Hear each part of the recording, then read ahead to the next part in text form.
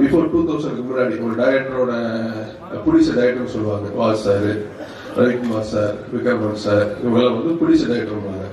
நான் ஷூட்டிங் முடிஞ்சதுக்கப்புறம் நைட்டு வந்து விக்ரமன் சார்லாம் என்ன எக்ஸ்பென்ஸ் ஆகிருக்குது, சௌத்ரி சார் கேட்பாருப்பா சொல்லணும்ப்பா அப்படின்னு இருந்தாங்க. அந்த காலகட்டங்கள்லாம் மாறி போயிடுச்சு. இப்பெல்லாம் எதுவுமே அந்த எத்திக்ஸ் மனிதாபிமானம் எல்லாம் குறைஞ்சிட்டே போகுது.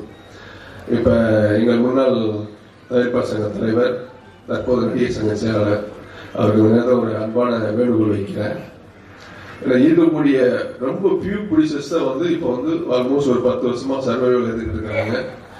அவங்க கூட இந்த நேரத்தில் இன்னைக்கு சர்வைவல் பண்ண முடியல. ஏன்னா இண்டஸ்ட்ரி வந்து ஆஃப்டர் ஹிந்தி ஓடிடி சாட்டிலைட் வந்து ஃபாஸ்ட் 2 இயர்ஸ் ரொம்ப ஸ்டக் ஆனதுனால எல்லாரும் எப்படி படம் பண்ண போறது, என்ன பண்ண போறது தெரியல. ஏன்னா முன்னாடி என்னன்னா 10 கோடிக்கு எடுத்த படம் வந்து 20 ஜோடிக்கு எடுத்துறோம். இன்னைக்கு வந்துட்டு 20 கோடிக்கு எடுத்த படங்கள் 50 கோடி ஆகி போச்சு.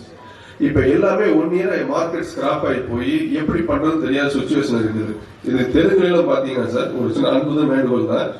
ஒரு படம் முன்ன படம் ஆகி போயிடுச்சு அப்படின்னா நம்ம பிளான் பண்ணி எடுக்கிறோம், கதையை கேட்கிறோம், ஸோ நடிக்கிறோம், டைரக்டர் பிளான் பண்ண மாதிரி சொல்றாங்க. ஒரு விஷுவலா பார்க்கும்போது கொஞ்சம் முன்ன படம் ஆகுது. ஸோ அதுல சில நட்டங்கள் லாபங்கள் வருது உங்களுக்கு.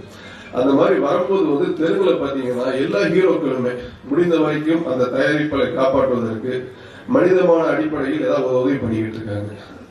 ஸோ இங்க வந்து அது இல்லை சார். ஏன்னா இருக்கக்கூடிய தயாரிப்பாளரை காப்பாற்றக்கூடிய பொறுப்பு திரையுடன் இருக்கக்கூடிய நடிகர் சங்க செயலாளர் இருக்கக்கூடிய உங்களுக்கு இருக்குது. ஏன்னா அப்பதான் அடுத்தடுத்து எல்லாரும் சர்வைவ் பண்ண முடியும்.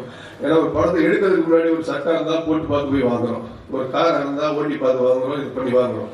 ஸோ படம் நம்ம எடுக்கும் போது வந்து அதை சொல்லக்கூடிய கதைகளை வச்சு இதை வச்சு நம்ம வந்து படம் எடுக்கிறோம்.